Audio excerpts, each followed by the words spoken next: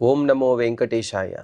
అఖిలాండకోటి బ్రహ్మాండ నాయకుడైన శ్రీ వెంకటేశ్వర స్వామి వారి దివ్యానుగ్రహ విశేషం చేత తిరుమల తిరుపతి దేవస్థానం వారు నిర్వహించే అనేక ధార్మిక కార్యక్రమాల్లో భాగంగా ప్రతిరోజు మనం శ్రీమన్ మహాభారత అంతర్గత అరణ్య పర్వలోని విశేషాలను యథాశక్తి తెలుసుకునే ప్రయత్నం చేస్తున్నాము. ఈనాటి ప్రవచన కార్యక్రమాన్ని మంగళ పద్యాన్ని పఠిస్తూ ప్రారంభించుకుందాం. నారాయణం నమస్కృత్య నరం చైవ నరోత్తమం దేవీం సరస్వతీం వ్యాసం తతో జయముదీరయేత్. శ్రీ గురుభ్యో నమః. హరి ఓం.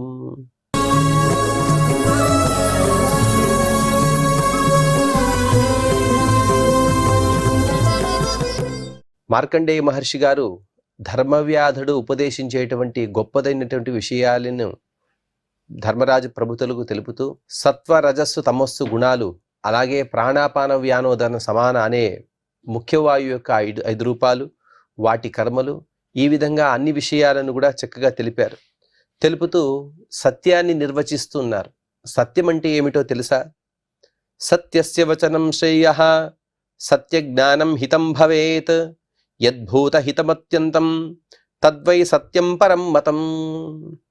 ఓ యుధిష్ఠిర, అనగా ఈ విషయాలను ధర్మవ్యాధుడు కౌశికుడికి చెబుతూ ఉన్నాడు. సత్యం పలకడం అనేది ఎప్పటికైనా శ్రేయస్కరమే, కానీ యథార్థమైన అలాగే హితకరంగా ఉండేటువంటి దాన్ని సత్యం అంటారు.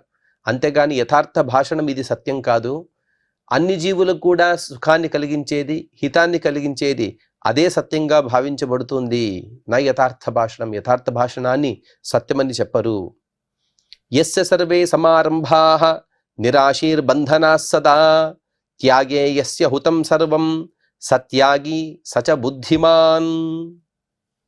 నాయన, ఏదైనా కర్మలను చేసే సందర్భంలో రెండు విధాలైనటువంటి ఉద్దేశాలు ఉండాలి. ఫలాలను ఆకాంక్షించడం, లేకపోతే ఫలాలను ఆకాంక్షించకపోవడం. దాన్ని సకామము నిష్కామం అంటారు. ఎప్పటికైనా సరే ఫలాకాంక్షతో ఏ పనిని కూడా చేయకూడదు. ఎందుకంటే పరమాత్మ కూడా చెప్పాడు, కర్మణ్యేవాధికారస్తే మా ఫలేషు కదాచన అని చెప్పిన విధంగా కర్మలను చేయడం మాత్రం మన వరకు. ఆ ఫలాన్ని ఇవ్వాలో లేదా అని నిర్ణయించేవాడు పైవాడు పరమాత్మ. అందుకోసం ఫలాకాంక్షతో పనులను చేయకూడదు. అలాగే తను చేసే ఏ కర్మనైనా సరే తాను నిరాశీహి, ఎటువంటి ఆశలు లేకుండా, అనగా త్యాగబుద్ధితో తను కర్మలను చేయాలి. అటువంటి వారినే బుద్ధిమంతుడిని ప్రశంసిస్తుంది శాస్త్రం. త్యాగం అనే అగ్నిలో తన సర్వస్వాన్ని కూడా ధారపోసి హోమం చేసిన వాడే త్యాగి అవుతాడు.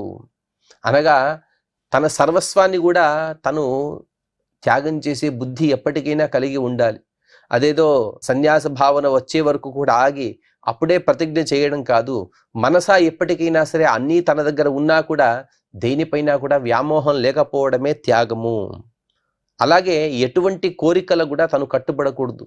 అంటే ఈ విధంగా ఉంటేనే నేను భోంచేస్తాను, ఇటువంటి సౌకర్యాలు ఉంటేనే నేను ఇక్కడ నిద్రపోతాను, ఇటువంటి కోరికలు లేకుండా సరళంగా ఎలాగైతే ఉందో అలాగే జీవితాన్ని తను నిర్వర్తించాలి. యతోన గురురప్యేనం శావయే దుపపాదయేత్ తం విద్యాత్ బ్రాహ్మణో యోగం వియోగం యోగ సంజ్ఞితం. యోగము అంటే సంబంధం అర్థం, కానీ దృశ్యమానమైనటువంటి జగత్తుని ఎక్కడైతే వియోగం చెందుతుందో అదే యోగం అని చెబుతున్నారు. అంటే మనకు కనబడేటువంటి జగత్తు, దీని ద్వారా సంబంధాన్ని తెంచుకోవడమే యోగము. చాలా చిత్రంగా అనిపిస్తుంది ఈ మాటలు వింటూ ఉంటే.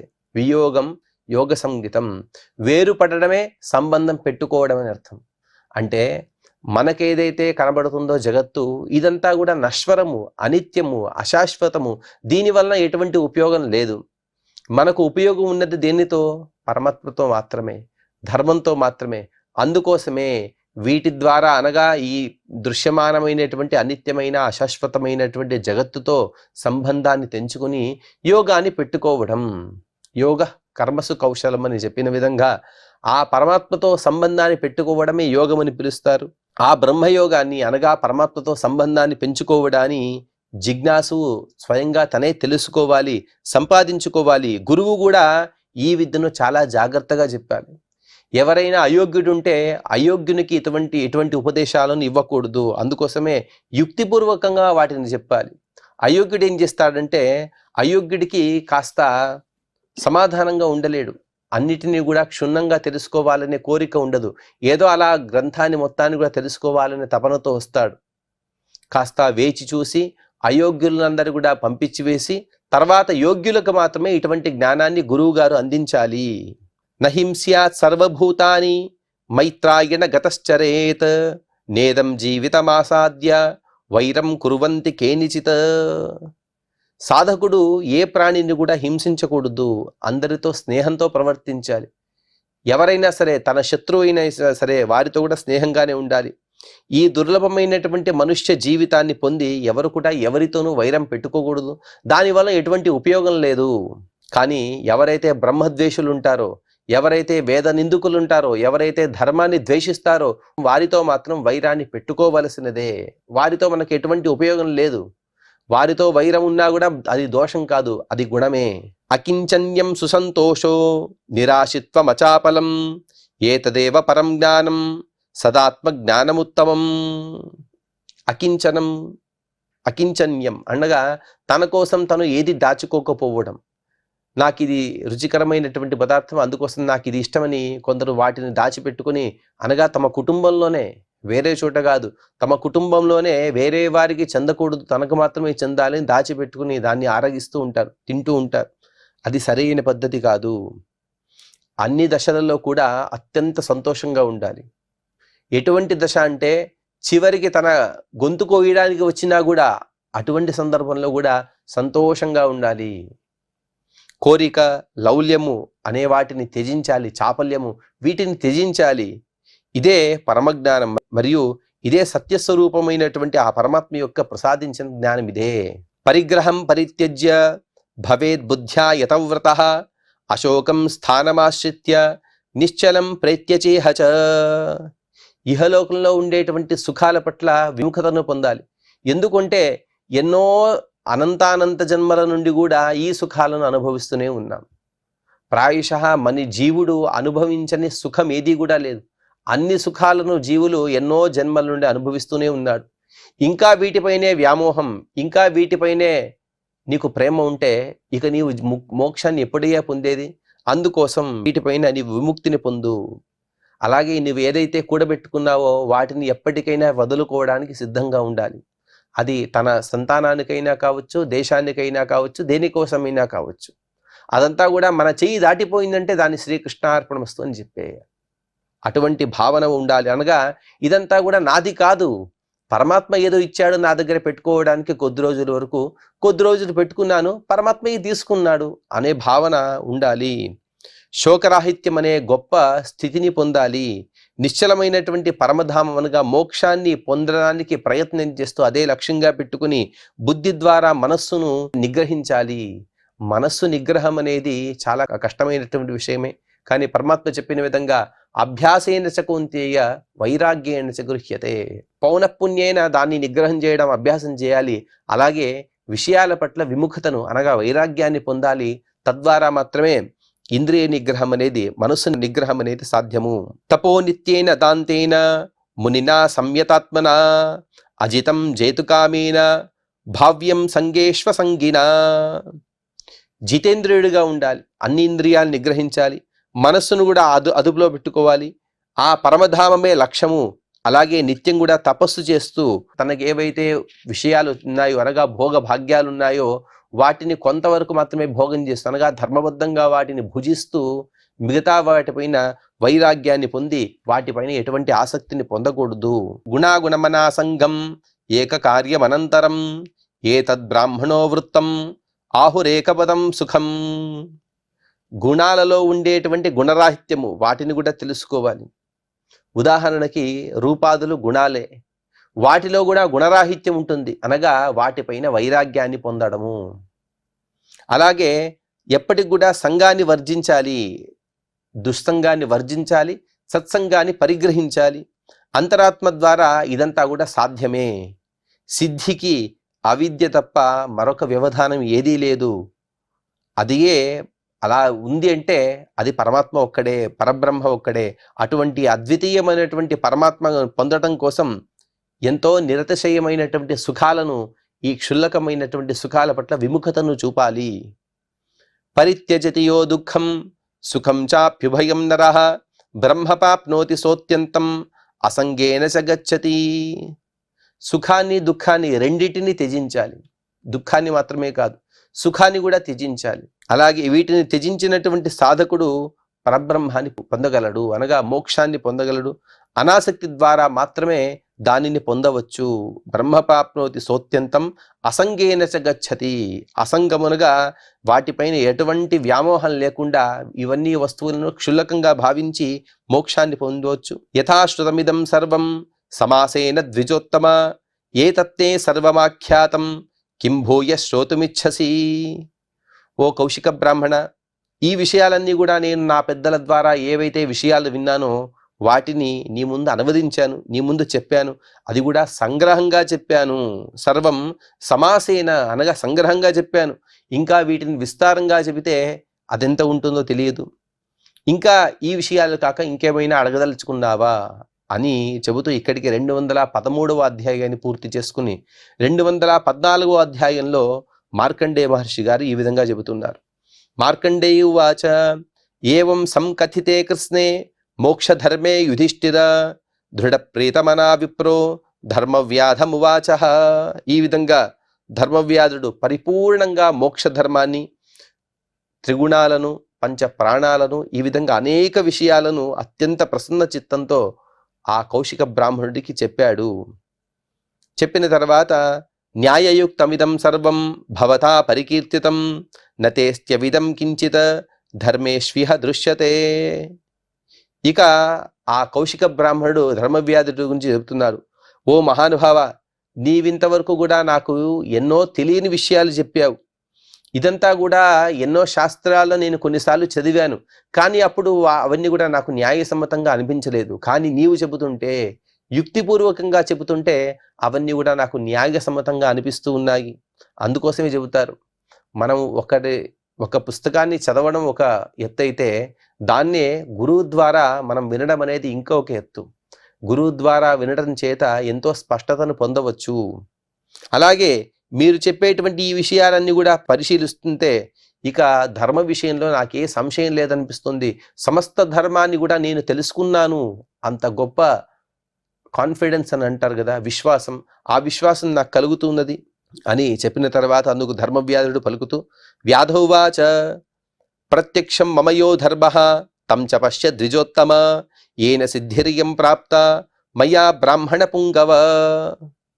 ఓ బ్రాహ్మణోత్తమ, ఇంతవరకు నేను ఆ విషయాలను, ఈ విషయాలను, ఆ గ్రంథాల్లో ఉన్న విషయాలను, భగవద్గీత, పురాణాలు, వేదాలు, ఈ విధంగా అనేక శాస్త్రాలలో ఉండేటువంటి విషయాలు నీకు చెప్పాను.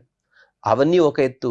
ఇకపైన నేను ప్రత్యక్షంగా ఏ ధర్మాన్ని ఆచరిస్తున్నానో దాన్ని చూడడానికి రమ్మని పిలుస్తూ ఉన్నాడు. పిలుస్తూ ఉత్తిష్ట భగవన్ క్షిప్రం ప్రవిశ్యాభ్యంతరం గృహం ద్రష్టుమర్హసి ధర్మజ్ఞ మాతరం పితరం చ మే. ఓ భగవన్, ఓ పరమాత్మ యొక్క రూపంగా వచ్చినటువంటి అతిథి, అటువంటి ఓ బ్రాహ్మణ, మీరు ధర్మజ్ఞులు, మీరు లేచి దయచేసి మా ఇంటి లోపలికి మీరు రండి, వచ్చి మా తల్లిదండ్రులను, నా పరివారాన్ని చూడమని ధర్మవ్యాధుడు చెబుతున్నాడు. చెప్పిన తర్వాత అక్కడ జరిగే విషయాన్ని మార్కండేయ మహర్షి గారు వివరిస్తూ మార్కండేయువాచ ఇత్యుక్త స ప్రవిశ్యాథ దదర్శ పరమార్చితం సౌధం హృద్యం చతుశాలం అతీవ చ మనోహరం. మార్కండేయ మహర్షి ఈ విధంగా వివరిస్తూ ధర్మవ్యాధుడు ఈ విధంగా చెప్పిన తర్వాత అతని కోరికను సమ్మతించినటువంటి కౌశిక బ్రాహ్మణుడు లేచి ఆ ఇంటి లోపలికి వచ్చాడు. వెళ్ళి చూశాడు. అక్కడంతా కూడా అత్యంత సుందరంగా, నిర్మలంగా, ఎక్కడా కూడా ఎటువంటి లోపాలు లేనటువంటి శుచిగా ఉన్నటువంటి అతని ఇంటిని చూశాడు. అతని ఇల్లు ఎలా ఉందంటే దేవతా గృహ సంకాశం దేవతైశ్చ సుపూజితం శయనాసన సంబాధం గంధైశ్చ పరమైర్యుతం. అది చూస్తుంటే ఇల్లు మొత్తం దేవాలయంలా అంత పవిత్రంగా కనబడుతుంది. దేవతాగృహ సంకాశం, దేవతాగృహం వలె, అనగా మన ఇంటిలో మిగతా ప్రకోష్ఠాలు ఎలా ఉన్నప్పటికీ కూడా దేవాలయాన్ని మాత్రం చాలా శుభ్రంగా పెట్టుకోవాలి. ఇల్లే దేవాలయం, అందులో ఎటువంటి సందేహం లేదు. తత్రాపి దేవాలయంలో ఉండేటువంటి చెత్త ఏదైతే ఉంటుందో మన ఇంటిలో ఎక్కడా ఉండదు. అంత చెత్తను మనం మన దేవాలయంలో సేకరించి పెట్టి ఉంటాం. కానీ దేవాలయం ఎంత శుభ్రంగా ఉంటే మన మనస్సు కూడా అంత నిర్మలంగా ఉంటుంది. దేవాలయంలో కూర్చుంటే అనగా మన దేవగృహం, మన ఇంటిలో ఉండేటువంటి దేవగృహంలో కూర్చొని ఉంటే ఇంకాసేపు అక్కడే కూర్చొని ఉండాలి. అంత హృదయంగా, అంత మనోహరంగా, అంత శుచిగా దేవాలయం అనేది ఉండాలి. అలాగే ఈ ధర్మవ్యాధుని దేవాలయం అలాగే ఉన్నది. ఆ ఇంటికి మొత్తం కూడా కొత్తగా రంగులు వేశారా అన్నట్టుగా అలా మెరిసిపోతుంది ఇల్లంతా కూడా. చతుశాల భవంతులతో ఆ ఇల్లంతా కూడా సుందరంగా మనోహరంగా ఉన్నది. ఆ ఇల్లు ఎలా ఉందని అనిపిస్తుంది అంటే సాక్షాత్తుగా దేవతలే ఇక్కడికి వచ్చి వారు పూజలు స్వీకరిస్తున్నారా ఏమో అన్నంత సుందరంగా ఆ దేవాలయాలు, అలాగే మిగతా భాగాలన్నీ కూడా ఇల్లు అంత మనోహరంగా ఉన్నాయి. దేవతలు కూడా మెచ్చుకుంటూ ఉన్నారా అన్నట్టుగా ఆ ఇల్లు ఎంత ప్రశంసించినా కూడా దాని మాహాత్మ్యాలు తరగనివి. విశ్రమించడానికి శయ్యలున్నాయి. అందరూ కూడా కూర్చోవడానికి ఉచితమైనటువంటి ఆసనాలు కూడా అక్కడ అమర్చబడి ఉన్నాయి. చందనము, అగరు, కర్పూరాది సుగంధ పరిమళాలన్నీ కూడా అంతటా వ్యాపించి ఉన్నాయి. అక్కడ ఇంకొక విషయాన్ని కూడా చెబుతారు. వేరే పురాణాల్లో చెప్పిన విధంగా ఇతని ఇంటి ముందు కళ్ళాపి చల్లడానికి 3 స్త్రీలు వచ్చారట. అనగా ఒకరోజు రాత్రి కౌశికుడు పడుకొని ఉదయం లేచేటప్పటికీ ఇంటి ముందు అనేక స్త్రీలు వచ్చి కళ్ళాపి చెల్లుతున్నారట. చెల్లే సందర్భంలో వారందరూ కూడా వికారమైనటువంటి ముఖం కలిగిన వారే, వికారమైనటువంటి శరీరం కలిగిన వారే ఇతని ఇంటిని మొత్తాన్ని కూడా శుభ్రపరిచారట. శుభ్రపరిచి వెళ్లే సమయంలో మాత్రం సుందరమైనటువంటి రూపాన్ని పొందారట. ఇతను వారిని ఆపి అడిగాడట, అమ్మా మీరెవరు? వచ్చేటప్పుడు ఒక రూపంతో వెళ్ళేటప్పుడు మరొక రూపంతో వెళ్తున్నారు కదా అంటే వాళ్ళు చెప్పారట, ఇతను ధర్మవ్యాధుడు, మేమందరం కూడా గంగాది నదులము, ప్రజలందరూ కూడా మాలో స్నానాలు ఆచరిస్తూ వారి పాపాలన్నీ కూడా మాలో విసర్జించి మమ్మల్ని కలుషితం చేస్తున్నారు. మా కాలుష్యాన్ని పోగొట్టుకోవడం కోసం, అనగా పాపమనే కాలుష్యం, ఆ పాపమనే కాలుష్యాన్ని పోగొట్టుకోవడం కోసం మేము ఇక్కడికి వచ్చి ఇతన్ని సేవ చేసి తదుపరి మేము సుందరమైనటువంటి రూపాన్ని పొంది రోజు వెళుతున్నాము. మరి ప్రతిరోజు కూడా ఉదయం రావడం, మాలో ఉండేటువంటి మలినాన్ని ఇక్కడే వదిలి వెళ్తున్నాము. అంతటి గొప్పవాడు ధర్మవ్యాధుడని చెప్పారట. ఆ విధంగా ఇతని ఇల్లంతా కూడా అంత సుందరంగా ఉన్నది. అనగా సాక్షాత్తు దేవతలే వచ్చి శుభ్రపరిచారా, లేకపోతే దేవతల ఆవాసమా అన్నంత చక్కగా కనబడుతుంది. అలాగే ఇతని తల్లిదండ్రులను కూడా మార్కండేయ మహర్షి గారు వివరిస్తూ ఉన్నారు. తత్ర శుక్లాంబరధరౌ పితరావస్య పూజితౌ కృతాహారౌ తు సంతుష్టౌ ఉపవిష్టౌ వరాసనే ధర్మవ్యాధుస్తు దృష్ట్వా పాదేషు శిరసాపతత. అక్కడే ఒక చోట శుభ్రమైనటువంటి వస్త్రాన్ని ధరించిన ఇతని తల్లిదండ్రులు కూర్చొని ఉన్నారు.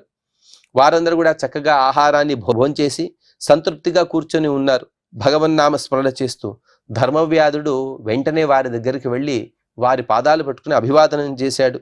అప్పుడు ఆశీర్వాచన పూర్వకంగా ఆ తల్లిదండ్రులు ఇతన్ని ఆశీర్వదిస్తూ, వృద్ధావూచతు ఉత్తిష్టోత్తిష్ట ధర్మజ్ఞ కర్మస్త్వామభిరక్షతు ప్రీతో స్తవ శౌచేన దీర్ఘమాయురవాప్నుహి. ఓ సకల ధర్మవేత్త, ఓ ధర్మవ్యాధ, లేనాయన నీ ధర్మమై నిన్ను రక్షించుగాక. నీవు చక్కటి ధర్మాన్ని ఆచరిస్తున్నావు కాబట్టి ఆ ధర్మము నిన్ను చక్కగా రక్షిస్తుంది. నీ సేవ పట్ల, అలాగే నీ ధర్మ నిరతి పట్ల మేమెంతో ప్రసన్న చిత్తంతో ఉన్నాము. దీర్ఘాయుష్మాన్ భవ అని అతడిని ఆశీర్వదించారు. గతిమిష్టాం తపోజ్ఞానం మేధాం చ పరమాం గతః సత్పుత్రేణ త్వయా పుత్ర నిత్యం కాలేసు పూజితౌ. ఓ పుత్ర, అనగా పున్నామాత్ నరకాత్ త్రాయతే ఇది పుత్ర. మేమిద్దరం కూడా పున్నామ నరకంలో పడకుండా మమ్మల్ని రక్షించే నీవు ఉత్తమమైనటువంటి గతిని, తపస్సుని, జ్ఞానాన్ని, శ్రేష్టమైన బుద్ధిని సాధించావు. పిల్లలు వేటిని సాధించారు అని తల్లిదండ్రులు చక్కగా తెలుసుకోవాలి. ఏదో గోల్డ్ మెడల్ సాధించారో అవన్నీ ముఖ్యం కాదు, కానీ వారు ఎంత సంస్కారవంతులయ్యారు, ఎన్ని సర్టిఫికెట్లు అనేది ముఖ్యం కాదు, కానీ వారిలో ఔదార్యాది ఎన్ని గుణాలు ఉన్నాయి, వీటిని తల్లిదండ్రులు నిశితంగా గమనిస్తూ ఉండాలి. ధర్మవ్యాధుని యొక్క తల్లిదండ్రులు చెబుతూ ఉన్నారు, తపస్సు, జ్ఞానము ఇవన్నీ కూడా అన్నిటికన్నా శ్రేష్టమైనటువంటి సంపదలు. వాటిని నీవు పొందావు. ఓ సుపుత్ర, నీవు ప్రతినిత్యం కూడా మమ్మల్ని శ్రద్ధతో పూజిస్తున్నావు కదా, సమయానుకూలంగా మాకు కావలసినటువంటి అన్ని సౌకర్యాలను కూడా కల్పిస్తున్నావు కదా, దీని ద్వారా మేమెంతో సంతోషంగా ఉన్నాము. నతేస్య దైవతం కించిత్ దైవతేష్వపి వర్తతే ప్రయతత్వాద్విజాతీనాం దమేనాసి సమన్వితః. నాయన, ఇంత వయస్సు పైబడినా కూడా మేము నీ దగ్గర ఉండి నీ సన్నిధానంలో అన్ని సౌభాగ్యాలను, అన్ని సౌఖ్యాలను కూడా మేము అనుభవిస్తూ ఉన్నాము. అలాగే నీవు మమ్మల్ని ఎలా పూజిస్తున్నావంటే దేవీ దేవతల కన్నా మమ్మల్ని ఎంతో శ్రద్ధగా పూజిస్తూ ఉన్నావు. మమ్మల్నే దేవతలుగా భావిస్తూ మమ్మల్ని నీవు పూజిస్తూ ఉన్నావు. అలాగే నీ మనస్సుకున్నటువంటి పావిత్రత, నీ నిగ్రహము, నీ ఔదార్యాది గుణాలు ఇవన్నీ కూడా నీవు సాధించావు. కాబట్టి నీవు గొప్ప ధర్మవేత్తవుగా మేము అనుకుంటూ ఉన్నాము. పితామహేయే చ తథైవ ప్రపితామహాః ప్రీతాస్తే సతతం పుత్ర దమే నావాం చ పూజయ. ఓ నాయన, నీవు మమ్మల్ని పూజిస్తున్నావు కదా, తద్వారా మా తండ్రి గారు, వాళ్ళ తండ్రి గారు, అలాగే మీ అమ్మ వైపు ముగ్గురు కూడా అందరూ కూడా సంతుష్టులైపోయారు. వారందరూ కూడా తృప్తిని చెందారు. అలాగే దమే నావాంచ పూజయ మాతృదేవోభవ పితృదేవోభవ అని చెప్పిన విధంగా మమ్మల్ని ఎంతో శ్రద్ధగా పూజిస్తున్నావు. జామదగ్నేన రామేణ యథా వృద్ధౌ సుపూజితౌ తథా త్వయా కృతం సర్వం తద్విశిష్టం చ పుత్రక.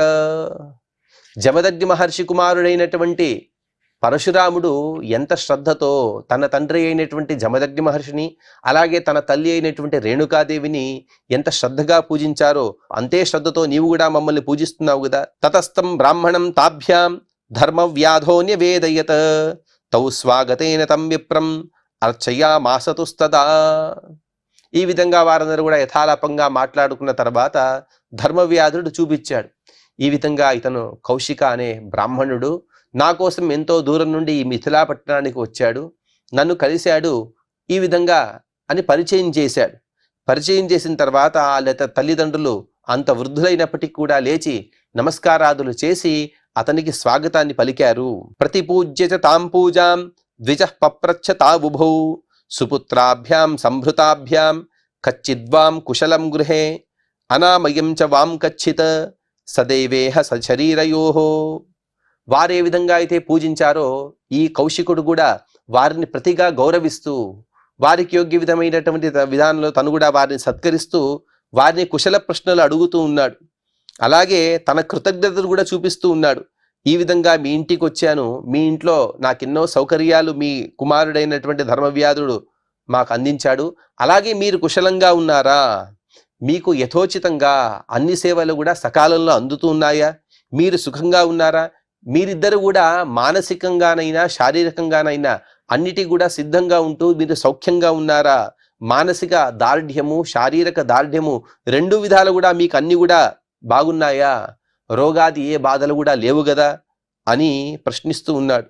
ప్రశ్నించిన దానికి సమాధానం చెబుతూ వృద్ధులు వృద్ధావూచతుః కుశలం నౌ గృహే విప్ర భృత్యవర్గే చ సర్వశః కచ్చిత్ త్వమపి అవిఘ్నేన సంప్రాప్తో భగవన్నితి.